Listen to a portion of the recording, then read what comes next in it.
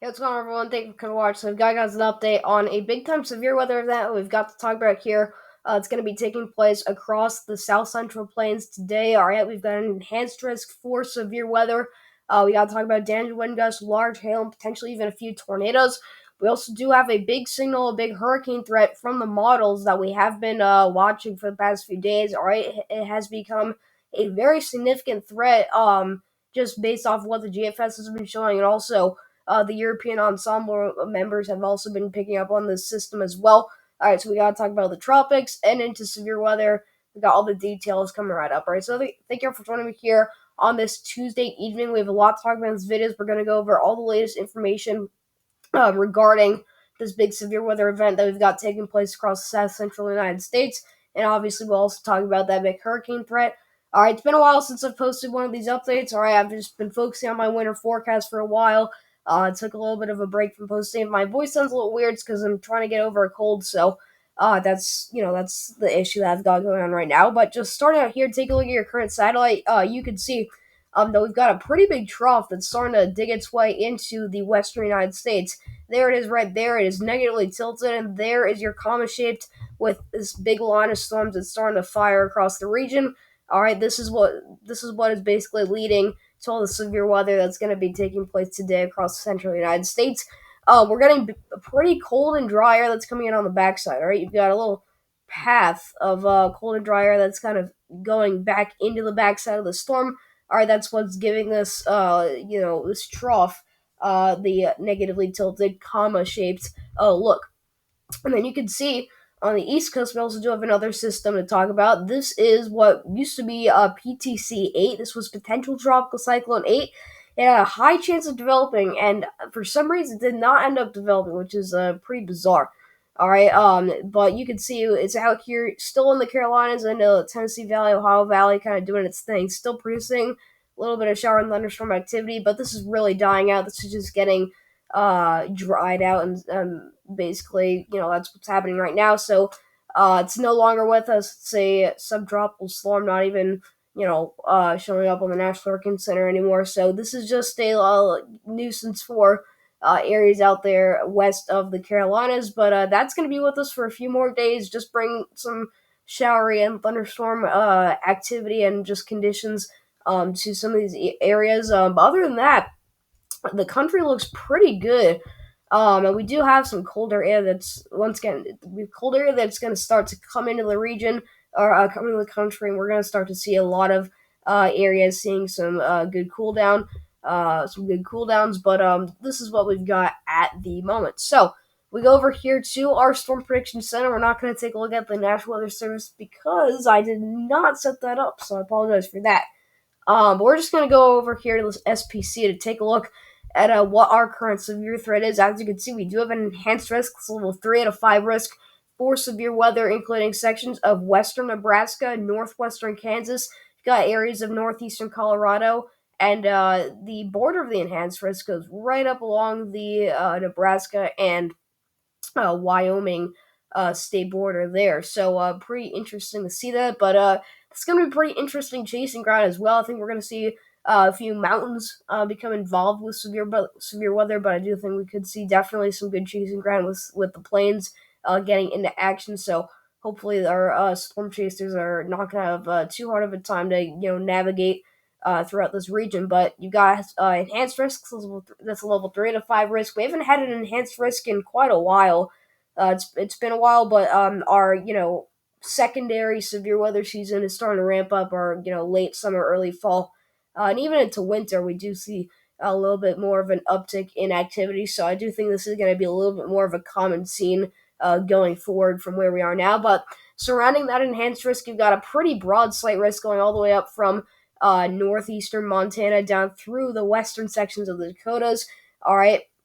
It does go into western sections of Nebraska, down to Kansas, Colorado. You got the Rockies out here, areas east of the Rockies, so Denver, Pueblo, and just all those areas of eastern Colorado, and of course northeastern New Mexico, far western panhandle of Oklahoma, and extreme northern Texas, all in that slight risk. So that's a pretty broad slight risk, including total population of just under 4 million people. The enhanced risk is in a very, very unpopulated area, obviously. So we only have a population total of about 200,000 people, which actually that's probably, I think that's one of the most I think that's one of the lowest population totals I've ever seen for an enhanced risk. I'm not even joking about that. That is actually, I just noticed that. That is wild.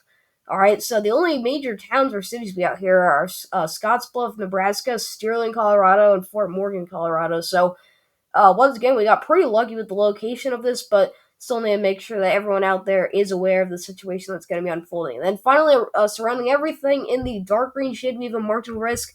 We're not really going to see any major severe weather in this area, but we definitely could get some strong severe storms. And so basically, that's just level 1 out of 5 risk, and it's surrounding the slightly enhanced risks. What is this driven off by? Well, you have a 2% tornado threat, but notice how it's interesting because it's shifted farther north. So the highest threat of severe weather is actually down here into eastern sections of Colorado and western sections of Nebraska, but you have a 2% tornado threat all the way up in northeastern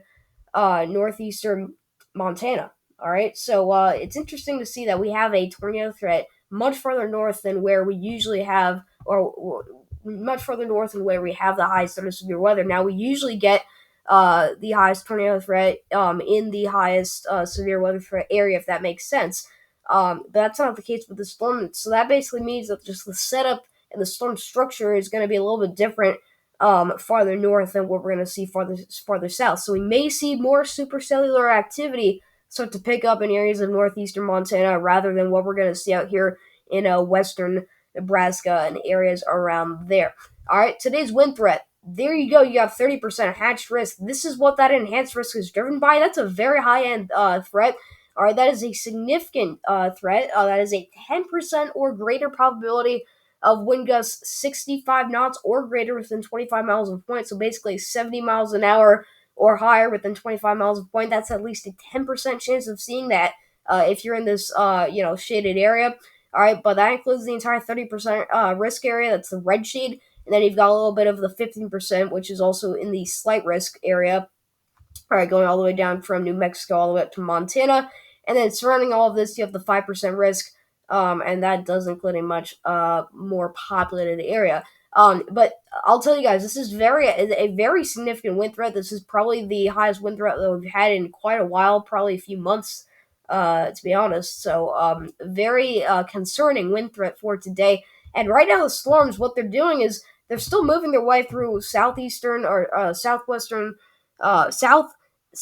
southwestern sections of Colorado. You've got sections in northern New Mexico there. This is where the storms are impacting right now. So they've still got a little bit of a longer way to go until they finally enter the region where we're expecting them to be at their strongest point. So right now, Dave says weather is live. By the time you're watching this video, it's most likely not live anymore unless this thing really overperforms. But as of right now, he is live covering a pretty big event that's unfolding across northern New Mexico, just with the beginning stages of these storms. And we already do have some considerable severe thunderstorm warnings, 70-mile-an-hour wind gusts with these storms. So that kind of just goes to show that very early on, we're already going to have a pretty significant threat for seeing damage wind gusts that could be significant with this storm. But you can see also our hail threat, 15% risk. There's that supercellular activity, that signal for supercellular activity does go up in northeastern Montana. You're greeted by a 15% threat for seeing large hail. So when you see a tornado threat and a hail threat in the same area, same general area, that usually is a signal that you're going to see supercells develop in that area, which could definitely bring impacts such as large hail and some tornadoes. And obviously damage wind gusts are certainly very possible with those storms. But then you also do have a 5% risk for hail that does go down for the rest of the slight and enhanced risk, just in case we do end up seeing some supercells that could pop off some hail.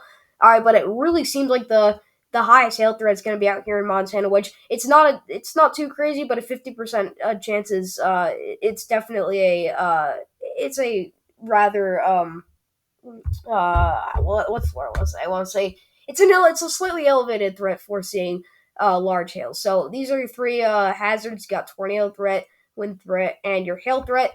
Day two, well, we've got tomorrow. All right, basically remnants of that severe weather event. As of right now, we've got a margin of risk. Really not expecting too much. It's pretty broad, but everything basically just shifts to the east. And now we've got the all the plains getting impacted by just a very very minor severe weather event. I mean, you couldn't even really call it a severe weather event, but got no tornado threat, 5% wind threat, and then you also do have a 5% hail threat. Day three, all right, this is the next potentially big day for severe weather. You have another slight risk. This goes up into sections of Minnesota and down into northern Iowa. You've got a slight risk. This is on day three. I think we could definitely see some upgrades to this. We'll have to continue to watch the forecast. But right now, Minneapolis, you guys are right smack in the middle of this slight risk. So I would just watch out for you guys. Fairly populated area out there, but you've got Minneapolis, St. Paul, Rochester, Duluth, and Bloomington, Minnesota, all in that slight risk. So we'll keep an eye on this. Probabilistically, this does have a 15% chance. This does mean that there's a 15% chance of seeing severe weather in this region. So I would just watch out for that. So we move on here to the north central United States. We're going to take a look at our Cape. It's kind of going to shape our setup for our severe weather event that we've got to talk about today. So here you go. You can see by 2 p.m. we already had Cape levels rising into the 2,000 to 3,000 joules per kilogram range, and you can see all the way up into North Dakota and into sections of Montana. This is what we're looking for that supercell threat. All right, these higher Cape levels getting up towards probably 3 to 4,000 joules per kilograms. That's definitely enough to spark some supercells. And remember, if you have enough shear in this area, what you do, because you have that trough that's moving through, if you get enough shear in this area with supercells that are going to pop off, you're going to get a potential tornado threat. So you could definitely have rotating supercells as long as you get supercells, because you need supercell initiation, you need storm initiation, because you have the shear, you have the instability, you have the moisture. All it takes is just a few showers to develop, and boom, you're gonna get supercells, and that's gonna lead to tornadoes. So we continue this throughout the day. These tip levels continue to rise. We do see a tiny area, a tiny sliver here of central North Dakota, and then this could even be spreading into South Dakota, into northeastern Montana. You do see a little sliver of above 4,000 joules per kilograms Cape. Now that is considered extreme Cape. That is where you almost get a guarantee to have some storm initiation, and it doesn't need to be in the same exact area as the 2% tornado threat. So you could certainly get some tornadoes, some tornado warnings in the Dakotas today, just with the Cape levels that we've got, and then if obviously we have enough shear and instability, which we definitely do. So possible tornado threat stretching a little bit farther to the east. I think that could definitely be a possibility. We may even see on the next SPC update them shifting or expanding that 2% risk a little bit farther to the east. I think that's certainly a possibility, but we go into this evening, and these Cape levels really die off because you do get a little line of storms that starts to kind of sweep this region and basically kills off the environment. And then by the time you get to the middle of the night, these Cape levels are pretty much done. Now, tomorrow's event, you do have some pretty decent Cape levels, rising up to about 2,000, 2,500 joules per kilograms. Not really seeing anything crazy other than that. And nothing getting up to about 3,000, but you can see, down from Minnesota into Kansas, we do have a pretty large swath of 2,000 joules per kilograms. So definitely possible, strong severe thunderstorm threat with those with that event tomorrow. And then we go into day three. NAM doesn't go out too far into this event, but you do see that we do have a signal for potentially up to about 4,500 joules per kilograms, which is very, very high considering that is almost, all the way up the scale. It's pretty extreme. But this is for that day three slight risk. This is why we have the potential for that to go enhanced. So, you can see that with similar Cape levels, and then obviously the amount of shear. This is your trough that's moving through, so you're going to get enough shear. So if you do see Cape levels rise to this level, that's when you're going to have the potential to have this being at an enhanced risk, and have this being at a just have this event unfold to the point where we can close a very significant severe weather event, or potentially even a minor outbreak. But you can see pretty much all the way down from all the way up from western sections of Wisconsin into eastern Minnesota, all the way down into sections of Oklahoma. A large swath of 2 to 3,000 joules per kilograms, with some areas getting near and above 4,000 joules per kilograms, especially up towards southern and central Minnesota. So I'd very closely pay attention to that. Keep watching the forecast, keep watching this channel, because I will be trying my best to get some updates out on that. And you can even see this little effect here that we usually see on the high-res models when we look at CAPE, is when you usually get these, like black hole spots, these little bubbly spots that are showing up on the CAPE. That is actually a signal for thunderstorm development. So it almost looks like you're looking at a satellite from here. But you can actually see, even on the Cape, the threat for, or just the signal for, severe thunderstorms to develop. You see these, puffy little storm-looking shapes here, these like black holes. All right, this is where you get thunderstorm initiation. So you see storms up here into Minnesota, you see storms up here into western Iowa, and even down into Colorado, even down into Kansas and Oklahoma. We do see that signal for thunderstorm development. So very interesting to see that, but very aggressive from the NAM. So we will obviously have to pay close attention to this event, and obviously pay close attention to the forecast. Excuse me. All right. But we shift our focus now to the precipitation from the NAM, and we see what these storms are going to look like. For this event. So you can see we got 995 millibar low. That is a very strong low pressure system that you've got there. All right, it's going to be kind of moving its way through this region, bringing these storms throughout the north central United States. And you can see we do get that supercellular activity, that signal for potential supercells out into Montana and the Dakotas. We can take a look at some sounding here. This is out here into far eastern Montana. All right, we look for our hodograph. Just taking a look if we do have any rotation, and the hodograph doesn't look too impressive. But look at this. The instability line really starting to look curvy. All right, when you see a very curvy instability line, all right, that means that you usually do have pretty decent instability. So definitely some strong to severe storms out there. NAM really picking up on potentially a damped windbag looking kind of set up here. Many QLCS potentially out here into sections of South Dakota. Watch out for this little batch of storms, but it's this cluster of storms. These storms up here, right around that low pressure center, that have the potential of tornadoes. These are going to be the storms that are going to carry that potential for tornadoes, and they're going to be moving up into sections of North Dakota. Now, South Dakota, to me, mainly looks like a danger wind threat. All right, here are your storms that are starting to get going here across sections of Nebraska. All right, these storms definitely could bring damage wind gusts, but it's mainly going to be a little bit farther off to the west. We kind of see what happens as we get later in the night, and really once we get past midnight, these storms fall apart. But you can see it gets a little bit, quite intense out here into South Dakota for a moment, and obviously you get those supercells that are starting to fire off across northeastern Montana. So it looks like a pretty significant event to me, and I think that what we just got to do is look at the south central United States, because you can see here, this is the main focus. This is the main area that we're talking about right now. Look at these storms out here into western Colorado, into eastern Colorado and northeastern New Mexico, just south of that low pressure center. These are the storms that are producing those 60 to 70 mile an hour wind gusts. And they're not even in the enhanced risk area yet. So once they enter that area, we could be talking about wind gusts getting up towards 80 miles per hour, destructive tornado force winds. That is certainly a possibility today with this setup. All right, so these storms that you see here are going to be moving their way off to the east. We're going to start to see places like western Nebraska and sections of western Kansas become impacted by these storms as they kind of grow in size and as they mature.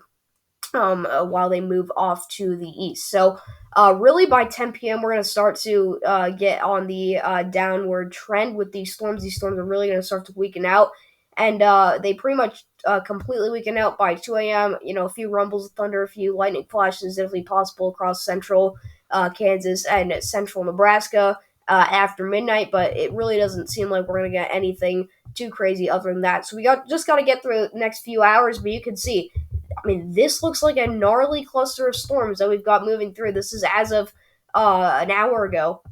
You've got very, very strong storms, moving their way throughout this region. So it kind of just gives you the basic overview of what we're talking about as far as what the models are showing for this event. So big time damage wind gusts down there into New Mexico, into Colorado, into Kansas, into Nebraska, and into Oklahoma. But then up towards Montana and the Dakotas, there's that tornado threat, and then you've also got that damage windbag potential for sections of South Dakota. All right. So to set severe weather aside, we're gonna take a look here at the tropics. All right. So we haven't looked at the tropics in a while because we really haven't had much. Right, the season has been such a underachieving, underperforming season. It's just been so boring compared to what forecasts we're talking about. Even I showed a pretty active forecast here when I was showing. I think it was anywhere from 19 to 25 named storms or something like that. It was pretty broad what I said, but even, I mean, compared to what we're seeing now, my forecast is lining up to be pretty aggressive, which compared to my forecast compared to like Ryan Hollyoll's or Colorado State University's, their forecasts are much more aggressive than mine. So it's just pretty crazy to kind of take a look at comparing those to what we're talking about actually in what's going on in the Atlantic. And there's many reasons for it. All right, I could do a separate video on that. Basically, these storms are not they're not emerging off of Africa in at the right spot. So I think what's going on is they're emerging off Africa too far north, and they're getting caught up in all the dust that we've been drier that we've been talking about. We also did have we've also been dealing with a much higher amount of wind shear than we first initially expected. So that has also really messed up these tropical waves that have tried to get into the Caribbean and also into the Gulf of Mexico. So those are the two main driving factors as for why this a hurricane season hasn't been like what it was expected to be like. But we still have some storms to talk about. So we're going to get right into that. So you can see just based off your satellite loop, you've got two areas of interest. This one here is the remnants of Gordon. All right. Gordon was recently a tropical storm. Now it is basically just the remnants of Gordon. All right. So this is not even a tropical depression. This is just pretty much right now a tropical wave or just the remnants of Gordon. That's all you got to say as for this storm. But you can see it's located over here. It's producing some nice shower and thunderstorm activity, especially on the southern side. You also do have, a lot of moisture up in here. I don't think this is related to Gordon, but Gordon could definitely interact with this, and that could help it out a little bit. So we're watching this area of interest to re-strengthen and potentially, form back into Gordon. That's gonna be. It's pretty interesting to see what's gonna happen with that. But it is a possibility, which we'll talk about from what the National Hurricane Center is saying. But we also do have a major hurricane threat. Now, that's what I discussed, or that's what I talked about and mentioned earlier in the video. Now, we have a ton of moisture to deal with out here in the Caribbean. All right, this whole area is talking about really, really intense moisture. I mean, I guess it's not intense, but a lot of moisture kind of packed in this area. So if any tropical wave, I will say this again, any tropical wave that gets its hands on these waters in the Gulf of Mexico is going to explode. All right, we have record-breaking sea surface temperatures. We have limited wind shear. We have tons and tons amount of moisture that's kind of just, thrown up here in the atmosphere waiting for these storms to kind of just, evolve into. So this is the prime time environment. This is the peak hurricane season. This is what these storms need, these tropical waves need in order to develop and form into hurricanes. So we're going to be talking about what the GFS and other models have been showing for that. Notice that we do have a pretty good cold front that's moving its way down into the Gulf of Mexico. That is bringing some pretty dry air with it. That actually is thanks to PTC-8 or the remnants of PTC-8. It's actually driving this cold air and dry air farther south. So that may try to weaken whatever gets in this region, but I don't think it's going to be too crazy. This is not the strongest of cold fronts that we've seen. But this is basically the big picture of what's going on in the Atlantic as of right now.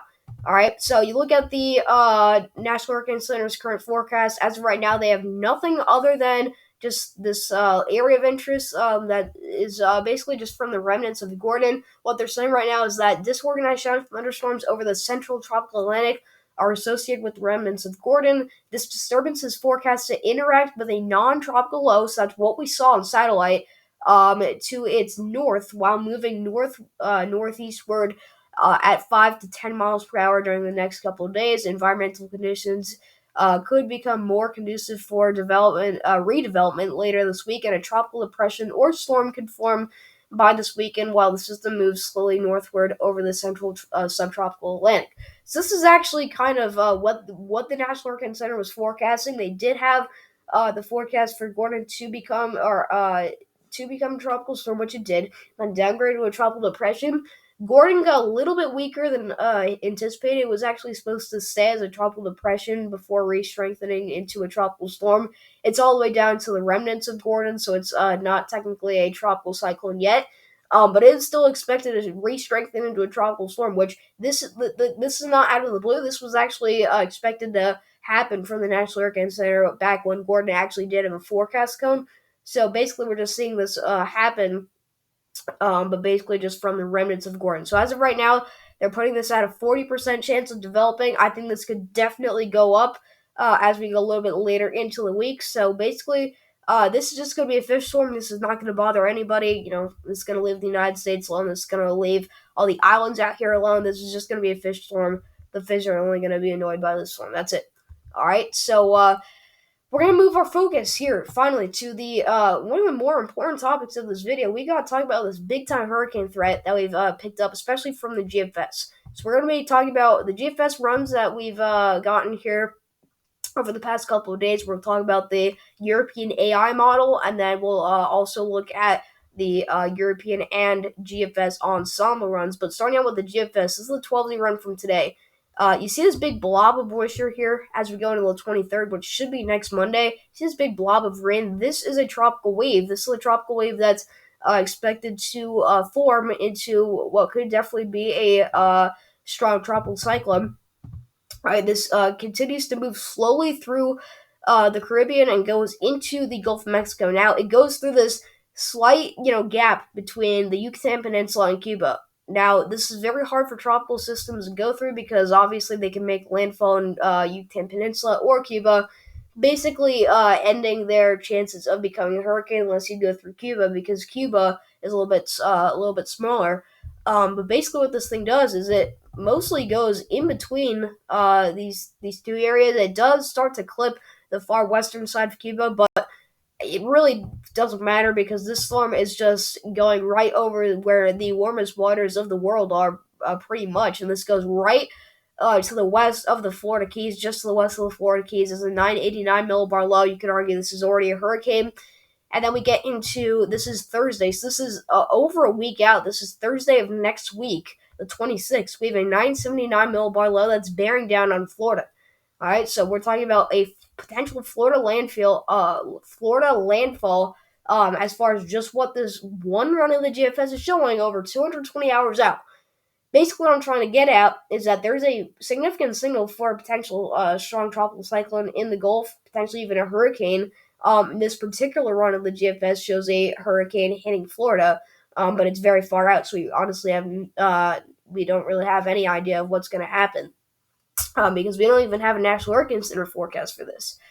But we continues to see what happens here, and this does strengthen to the very last minute. Gets down to a 977 millibar low, so probably a Cat 2, Cat 3 hurricane here. Landfalls just south of Florida's Big Bend region, kind of in the same general area as where Hurricane Ian made landfall, and this kind of just floats its way on shore. Now, it really doesn't get weakened too badly by just going over land throughout the southeast. So this actually does ride up the east coast, and this I will say has actually surprisingly been a trend from the GFS, where the storm does continue to go up the east coast, and it makes its way all the way to the northeast, still has a sub 1,000 millibar low. So it's interesting to see that, almost like a Hurricane Isaias kind of looking event. I don't know if you guys remember that one. That was a Category 1, I believe. Category 1 landfall in Florida went up the East Coast and brought near hurricane conditions and near hurricane force winds to the Northeast. That's the same kind of setup we see here. Way too far out to talk about any of this, but what we see on this particular run is that we got drenched out here in the Northeast and very strong winds by like 984 millibar low. Now, you look at other runs from the GFS. Look at the 60 run from today. All right, and what does it show? It shows a slightly stronger hurricane. It actually shows a much stronger hurricane. All right, you can see it does actually strengthen a little bit quicker, and it does get down to a 987 millibar low before having to clip through western Cuba. And then, boom, look at that rapid intensification. You go from 980 to 972, 966. This is less than 24 hours. You go from like a 980 to a 959 millibar Category 3 beast of a hurricane in the Gulf, bearing down on the Gulf Coast, just, looking to strike either Florida, Louisiana, or just somewhere in the Gulf Coast. And where does it go? Well, I mean, it just strengthens and strengthens and continues. Now it's a 949 millibar low. You could argue this is a Category 4 hurricane. So I don't want to spit out categories because there's really no point in doing that over 250 hours out. But just kind of give you the idea of how strong of a hurricane the GFS has been showing. And bam, you get a landfall in the Florida Panhandle as a 955 millibar Category 3 major hurricane. And that's that. So that's another very active around the GFS. We could look at this all day long. You'll just see that the GFS has significantly picked up on some signal for a hurricane out here in the Atlantic, and it hasn't been it hasn't been in the Gulf every time. This particular run did something pretty wild, as it had this storm stalling out and doing maybe the craziest rapid intensification that the world has ever seen. We go from a 996, 991 down all the way to a 960 millibar low in 20 hours or something, which is pretty wild. But this goes into southern Florida. It makes a landfall in southern Florida. How about that? All right, makes landfall in the Keys, goes up into Florida from the south. So it goes south to north into Florida, gets out of Florida, goes over waters, and then re-strengthens. And now it's like another major hurricane. And then you look at the Northeast. Northeast gets hit again. And this looks like Hurricane Sandy all over again. So a lot of wild scenarios from the GFS. This already shows, from what we've looked at, you can already get the idea that we have no idea what we're talking about with this, just other than that this is a strong signal for a hurricane. And then finally, we'll get one more run just to show you how ridiculous things get. All right, this shows another ridiculously strong hurricane. All right, this makes its way past Cuba into the Gulf, and bam, you get a 934 millibar Category 5 hurricane. This is probably a Cat 4, Cat 5 hurricane in the Gulf, just doing its thing. This literally does donut holes in the Gulf. I mean, this is spending its sweet darn time out there in the Gulf, re-strengthening just in time to go slam into Florida. It's almost like the GFS always wants every run to be a Cat 5 hitting somewhere. And, if it brings the storm into the Gulf too early to the point where it's not going to be a Cat 5, it does something ridiculous. The GFS has been so bad with, long-range tropical cyclone forecasting that it literally does this every time. I can almost guarantee you that with every hurricane that we've had this year, it's done something wild like this for at least 3 runs, 5 runs, whatever. All right, and this will continue to be something that the GFS is going to show until we finally get a little bit of a hold on what could potentially happen. But this just makes another landfall into the Panhandle of Florida, and once again, that's that. All right. So pretty wild stuff from the GFS. What does the European AI model show? Now, we haven't looked at this in a while because I'll just say this: the AI European model sounds a little bit weird, a little goofy. But it is a helpful model because I have been looking at it for quite a while now for hurricanes, and it's done a good job at keeping things conservative, meaning that it's not, overpowering these hurricanes, bringing them down to 940 millibars like the GFS, but it's still showing a consistent hurricane signal and not doing ridiculous things. This is what a good hurricane signal from a model run looks like, and you can see it's consistently showing this, all right? it's not showing anything too crazy. So it's bad that we're going to get hurricane signal, because that means that there's a increasing chance we're going to get a hurricane. But it's good that this is not showing any crazy stuff like the GFS. This is actually a little bit of a reliable model. All right, so just to kind of give you the kind of give you the idea that not only GFS but also other models have been latching on to the idea that we could definitely get a hurricane sometime in late September. So for the last part of the update, we'll just quickly compare the GFS Ensemble and the European Ensemble for basically just our hurricane tracks, and just see what kind of ideas we're seeing. So on the GFS Ensemble, you can see we get quite a few members that bring this into the Gulf. They just bring this into the Gulf, and look at this. So many of these loopy tracks just do donut holes out here, and they get very, very strong. So this is what we were showing on the GFS. You can see, you got a few pink tracks here. This is where we're getting down into like, into like 960s, 950s, 940s. Just a lot of ridiculously strong members that are showing up there from the GFS Ensemble. Now, this is the concerning trend that we've been talking about in the past couple runs. Is we've seen the GFS shift a little bit farther to the east, and we see more of a East Coast landfalling hurricane, where we get a little bit more time to stay over waters, which could definitely strengthen the storm. But also, it brings it all the way up the East Coast, meaning that it would end up impacting a much larger area as a much larger storm, rather than making one direct landfall and then just completely weakening out. So you could argue that actually a hurricane riding up the East Coast is more worst case scenario than seeing a major landfall in the Gulf Coast. I don't know. I mean, that could definitely be a question that you could talk about for a while, but I think that it could definitely be going up the East Coast, because you just get more people impacted by also a storm system that's going to last a little bit longer. All right, so basically just gives you kind of the idea that we're going to get a big signal from the GFS and the GFS ensembles for a potential hurricane as we go into mid and into late September. Now, for the final part of the update, this is the European ensemble. Right, the European model does not go out far enough to show a hurricane in the Gulf, but the European model ensemble does show a lot of members. A lot of members coming from the same general area that the GFS was showing, bring this into the Gulf, and we do get a few, members here that do show fairly stronger tracks, and we do get 967 millibar low going up into the Carolinas. So there's another threat, another signal from the European model, on this potential hurricane. So we got to talk about this the next few days, the next few weeks. We'll just talk about this until we finally get an idea of what this is actually going to do. So that's all I got for you guys. Thank you for coming to watch. I'll see you guys in the next video. So stay safe out there. If you're getting hit by severe weather, we just got to get through the severe weather event, and then it should be at least a few days until we get our next round of severe weather. Continue to keep your eyes on the tropics. So if you're on the East Coast or in the Gulf Coast, don't freak out. I mean, you can just see how ridiculous these model runs have, show how ridiculous these model runs are. All right, this has happened with every hurricane this season, so you don't need to freak out about this. So I'll just continue to keep you guys updated on what we see with the tropics, and obviously with what's going to happen with Gordon. And yeah, that's all I got. So I'll see you guys next video.